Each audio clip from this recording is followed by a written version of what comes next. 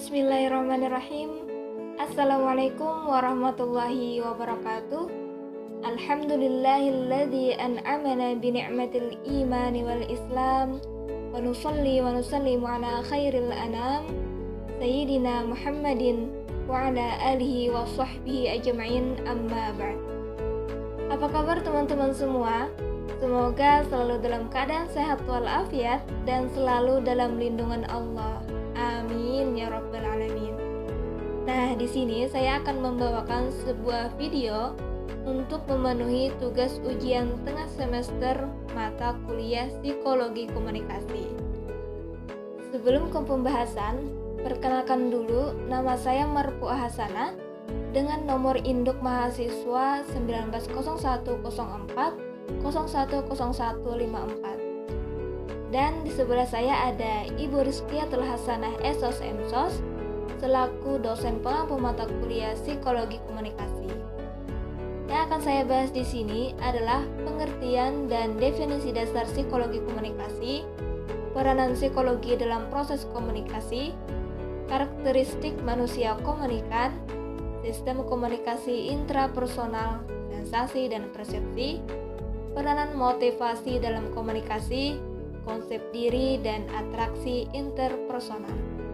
Oke, kita masuk ke pembahasan yang pertama, yaitu tentang pengertian dan definisi dasar psikologi komunikasi.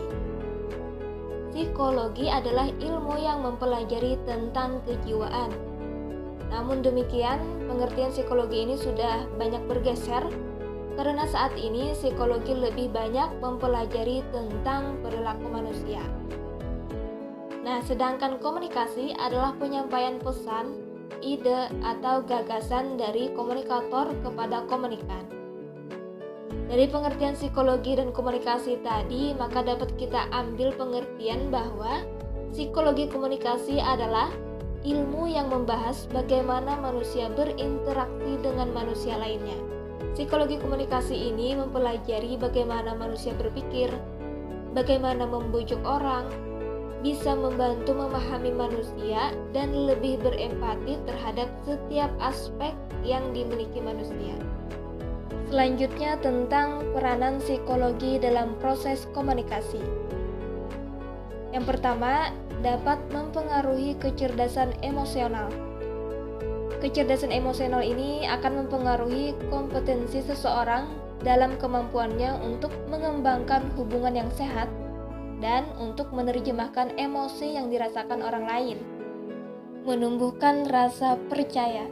Melalui komunikasi, kita dapat menumbuhkan rasa saling percaya dalam hubungan antar manusia. Komunikasi yang terjalin secara verbal dan nonverbal dapat membantu mengukur tingkat kepercayaan seseorang. Selanjutnya, menumbuhkan saling pengertian. Kemampuan untuk memahami proses komunikasi dengan menggunakan ilmu psikologi akan membuat seseorang dapat menyikap arti dan makna tersembunyi yang mungkin saja ada dalam suatu proses komunikasi. Menentukan identitas seseorang. Peranan psikologi komunikasi dalam hubungan antar manusia akan membantu kita menentukan posisi diri di mata orang lain. Dengan demikian juga akan membantu kita untuk menentukan tindakan yang harus diambil dan bagaimana cara bersikap dan menanggapi situasi tertentu. Menentukan tingkat hubungan. Pertemanan muncul apabila kita mengungkapkan detail pribadi mengenai kepribadian kita dan mengembangkan kepercayaan lebih untuk berkomunikasi selanjutnya. Setelah itu akan berkembang hubungan romantis atau persahabatan yang mana tidak memerlukan banyak komunikasi verbal sebab sudah terjalin saling pengertian dengan baik. Biasanya nih, kalau sudah ada chemistry dengan teman kita, biasanya hanya dengan gerakan mata pun kita sudah paham apa yang dimaksud oleh teman kita. Berbagi arti. Peranan psikologi komunikasi dalam hubungan antar manusia adalah untuk menyamakan arti dari sebuah pesan sesuai dengan makna yang sebenarnya. Memungkinkan komunikasi yang koheren. Artinya, dapat menjalin komunikasi yang efektif dengan berpangkal pada sumber masalahnya dan usaha untuk mengatasi masalah tersebut. menanggapi masalah dengan fokus dan tanggapan yang sesuai. Memperkuat sugesti. Arti sugesti ini adalah proses yang dialami individu untuk menerima cara pandang orang lain tanpa mengkritik hal tersebut. Untuk mempermudah pemberian sugesti, maka diperlukan penerapan psikologi dalam cara berkomunikasi yang tepat. Membangun hubungan sosial. Gunanya memahami psikologi dalam komunikasi tentu saja adalah untuk menumbuhkan hubungan sosial yang baik dengan sesama manusia dan mempertahankan hubungan sosial dengan orang lain, sehingga hubungan tersebut tidak mudah rusak atau terganggu. Mencapai tujuan. Tujuan berkomunikasi adalah untuk mencapai tindakan yang dikehendaki oleh salah satu pihak terhadap pihak yang lainnya. Tindakan nyata adalah tanda yang paling penting bahwa komunikasi telah berjalan dengan baik. Untuk itu, diperlukan kemampuan dalam psikologi komunikasi agar dapat mencapai tujuan yang diinginkan. Menimbulkan kesenangan. Kesenangan dalam hubungan antar manusia diperoleh dari hubungan yang terjalin dengan hangat, akrab, dan menyenangkan. Untuk itu, tentunya diperlukan cara berkomunikasi yang tepat agar dapat terbentuk suasana yang menyenangkan dalam hubungan antar manusia. Mempengaruhi sikap. Pesan yang dikomunikasikan akan menimbulkan efek pada diri sasaran komunikasi. Dengan demikian, menggunakan psikologi komunikasi akan bertujuan untuk dapat mempengaruhi pendapat, sikap, dan tindakan berdasarkan manipulasi psikologis sehingga dapat mempengaruhi tindakan orang lain. Jika komunikasi yang dilakukan efektif, maka tujuan yang ingin dicapai berupa perubahan sikap dapat tercapai dengan mulus. Belajar berempati dalam berkomunikasi. Empati berarti kita berusaha untuk memasuki sisi pikiran orang lain dan merasakan bagaimana jika berada di posisi orang tersebut. Dengan demikian, kita akan belajar untuk memahami dan mengerti perasaan orang lain sehingga timbul rasa ingin membantu yang tulus dan ikhlas. Memudahkan menerima informasi. Peranan psikologi komunikasi dalam hubungan antar manusia tidak hanya memudahkan penyampaian informasi saja, namun juga akan memudahkan penerimaan informasi yang benar. Berkomunikasi dengan menggunakan psikologi akan mempermudah seseorang mengerti informasi yang disampaikan, mengurangi kegagalan berkomunikasi. Pesan yang dipersepsikan secara salah oleh salah satu pihak yang dituju dalam suatu proses komunikasi dapat menyebabkan gagalnya proses tersebut. Menggunakan peranan psikologi komunikasi dalam hubungan antar manusia akan mengurangi risiko kegagalan proses komunikasi tersebut dan mengarahkan penyampaian pesan yang efektif serta mudah dimengerti. Dan yang terakhir, dapat membantu memecahkan masalah. Bagaimana kita dapat memecahkan masalah yang ada dalam hubungan dengan orang lain akan dapat berlangsung dengan baik dengan adanya saling pengertian yang sama mengenai topik yang menjadi sumber masalah tersebut. Oke, setelah kita mengetahui peranan psikologi dalam komunikasi, kita juga harus tahu nih karakteristik komunikan itu seperti apa. Manusia, menurut psikologi, di mana manusia sejak awal berhubungan dengan manusia lainnya dan merupakan suatu kesatuan yang berhubungan dalam kebersamaan seperti lingkungan kerja, persahabatan, tetangga, dan lainnya. Kebersamaan tersebut mempengaruhi lingkungannya. Manusia dilengkapi oleh cipta, karsa, rasa, norma, cita-cita, dan nurani sebagai karakteristik utama yang unik. Adapun faktor-faktor personal yang mempengaruhi perilaku manusia, yang pertama faktor biologis. Inilah yang sangat mempengaruhi tingkah laku, yang mana itu adalah kebutuhan makan, minum, istirahat, dan kebutuhan seksual. Dan yang kedua, faktor sosio-psikologis, yaitu faktor karakteristik yang disebabkan oleh proses sosial seseorang yang mempengaruhi perilaku dengan adanya motif, sikap, emosi, kepercayaan, kebiasaan, dan kemauan. Sedangkan faktor-faktor situasional yang mempengaruhi proses manusia, yang pertama itu faktor ekologis, bahwa kondisi alam atau geografis atau iklim akan mempengaruhi sikap seseorang.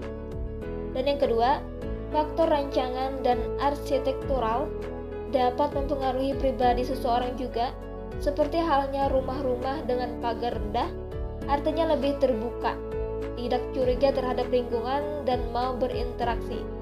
Kemudian rumah-rumah dengan pagar tinggi, kebalikannya dari rumah-rumah pagar rendah. Yang ketiga, faktor temporal. Faktor yang timbul akibat perubahan waktu dari suatu tempat ke tempat lain, yang mana harus menyesuaikan dirinya terlebih dahulu. Contohnya pergantian waktu pagi ke siang dan malam. Emosional dalam diri kita berbeda-beda. Dan yang keempat, faktor suasana perilaku. Dipengaruhi oleh faktor eksternal yang menyesuaikan diri, misalnya seperti di suatu tempat ibadah, kita mengecilkan suara kita ataupun saat kita berbicara dengan orang, maka kita akan menyesuaikan dengan komunikan. Yang kelima, faktor teknologi. Yang keenam, faktor-faktor sosial, seperti peran seorang anak, orang tua, kepala sekolah yang menghasilkan perilaku yang berbeda-beda. Dan kata lain, perilaku kita tergantung dengan peran yang kita punya. Yang ketujuh, lingkungan psikososial, artinya persepsi kita terhadap lingkungan yang kita hadapi, baik positif ataupun negatif. Dan yang terakhir, stimuli, yang mendorong dan memperteguh perilaku. Pada dasarnya seperti ada sejumlah situasi yang memberi kita keleluasaan untuk bertindak dan sejumlah lain membatasinya. Jika kita menganggap bahwa pada situasi tertentu kita diperbolehkan atau dianggap wajar melakukan perilaku tertentu, maka kita akan terdorong untuk melakukannya. Kita lanjut ke pembahasan sistem komunikasi intrapersonal, yaitu ada sensasi dan persepsi. Komunikasi intrapersonal adalah komunikasi yang terjadi dengan diri sendiri. Ini merupakan dialog internal dan bahkan dapat terjadi saat bersama dengan orang lain sekalipun. Tahap paling awal dalam menerima informasi adalah sensasi. Sensasi berasal dari kata sensi yang berarti alat penginderaan, sesuatu yang menghubungkan organisme dengan lingkungannya. Jadi, sensasi berarti kemampuan yang dimiliki manusia untuk menyerap segala hal yang diinformasikan oleh panca indera. Tahap yang kedua yaitu persepsi. Persepsi adalah pengalaman tentang objek, peristiwa, atau hubungan-hubungan yang diperoleh dengan menyimpulkan informasi dan menafsirkan pesan. Persepsi itu dimiliki oleh setiap individu. Artinya, setiap dari manusia memiliki cara pandang dan pemahaman yang pasti berbeda dalam melihat suatu objek di lingkungan kita, baik itu manusia, makhluk hidup yang lain, ataupun benda mati. Selanjutnya, peranan motivasi dalam komunikasi. Istilah motivasi berasal dari kata motif yang dapat diartikan sebagai kekuatan atau energi yang terdapat dalam diri manusia yang menyebabkan setiap orang tersebut bertindak atau berbuat. Seseorang akan memiliki motivasi tertentu dalam melakukan komunikasi ini. Hal ini kemudian yang terbagi menjadi beberapa macam prinsip. Prinsip-prinsip tersebut adalah memberikan stimulasi, memancing rasa penasaran, memberikan semangat, menyesuaikan kebutuhan pendengar, memberikan informasi baru, mendorong keinginan belajar, tidak menuntaskan komunikasi, dan menggunakan sistematika yang jelas. Oke, kita masuk ke pembahasan yang terakhir mengenai konsep diri dan atraksi interpersonal. Konsep diri adalah pandangan kita terhadap diri kita yang meliputi karakteristik fisik, psikologis, dan sosial yang mana kita memperoleh informasi tentang diri kita, bisa melalui evaluasi dari orang lain, maupun dari pembelajaran terhadap diri kita sendiri. Konsep diri ini dipengaruhi oleh faktor-faktor diantaranya pola asuh orang tua, kegagalan, depresi, dan kritik internal. Sedangkan atraksi interpersonal merupakan kesukaan pada orang lain, sikap positif, dan daya tarik seseorang.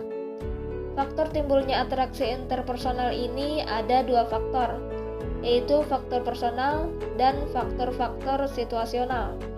Nah, itu tadi pemaparan dari saya tentang beberapa materi dalam mata kuliah Psikologi Komunikasi. Semoga apa yang saya sampaikan dapat dipahami dan bermanfaat. Dan saya ucapkan terima kasih kepada teman-teman yang sudah mau menyempatkan waktunya untuk menonton video ini. Akhirul kalam, wassalamualaikum warahmatullahi wabarakatuh.